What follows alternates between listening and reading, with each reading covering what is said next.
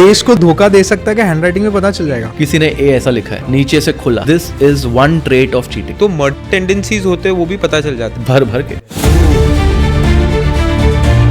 तो कभी आपने ऐसा देखा है कि हैंडराइटिंग परफेक्ट है? हैंडराइटिंग का परफेक्ट होना itself is very negative. Affair जो है मुझे वो लेटर जी में मालूम पड़ जाएगा। जो जी वाला पार्ट है, इसका बैग जो है बहुत बड़ा है, वो अपनी लाइफ का इमरान हाशमी है गर्लफ्रेंड आपको अभी? नहीं।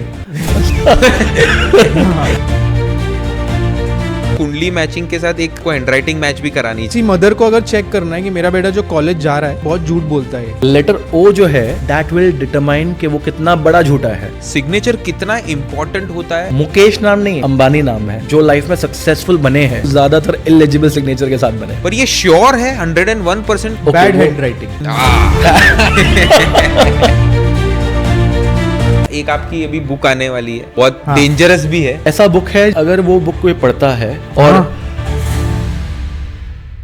तो एक मेरे को पूछना था कि अगर रिलेशन फाइंड आउट करना है कि मदर का डॉटर के साथ, डॉटर का फादर के साथ कैसा है। नहीं, रिलेशन जो इसमें है उसके लिए अभी जैसे एग्जांपल देता हूँ, ये कैपिटल आई में बहुत बार मालूम पड़ता है। तो पहले अगर हम नॉन कर्सिव आई की बात करें, देखो जैसे एग्जांपल, ऊपर का जो लाइन होता है ना आई का, कैपिटल आई, वो हमेशा होती है मम्मी अकॉर्डिंग टू ग्राफोलॉजी। नीचे का जो लाइन है दैट इज पापा, और मिडिल में जो लाइन है this is our writer, your client basically, my client जो आया है। अब अगर ये लाइन और ये लाइन इक्वल है साइज में, every time the writer is writing you realise majority में ऊपर का लाइन और नीचे का लाइन इक्वल है।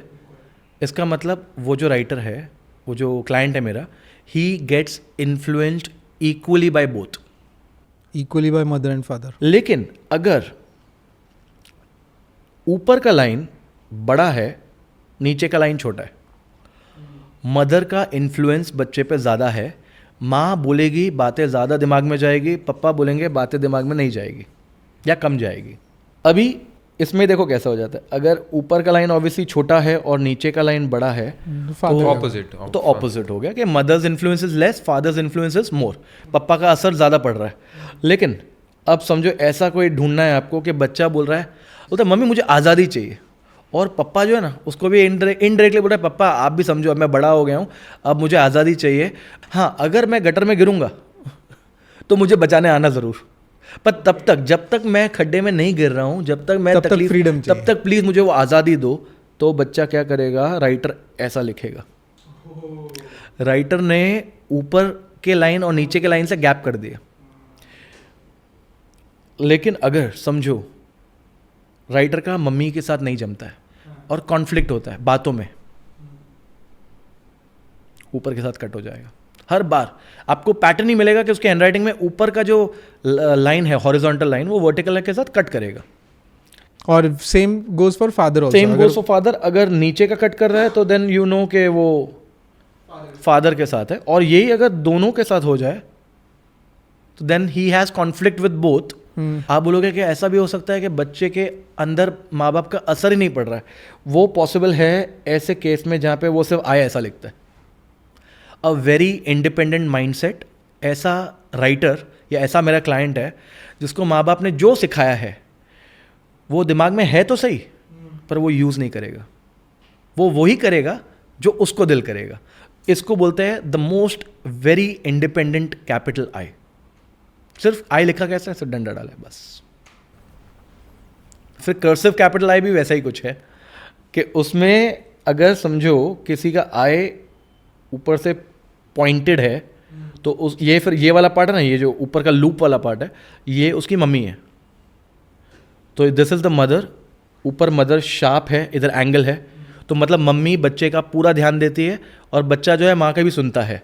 और नीचे जो टर्न है ना, this turn represents the father. तो ये तो हो गया कर्सिव कैपिटल आई, और नॉन कर्सिव मतलब non cursive capital I. So T, letter T में ही और भी है बातें जो अच्छा बाकी है। टी हाँ, टी का एक पार्ट बाकी है जिसमें हम ये देख सकते हैं कि सबसे पहले आप सोचो, एक अमीर और गरीब में एक फ़र्क ये है कि गरीब बहुत बार छोटा सोचता है, जबकि वो फ्री है सोचना।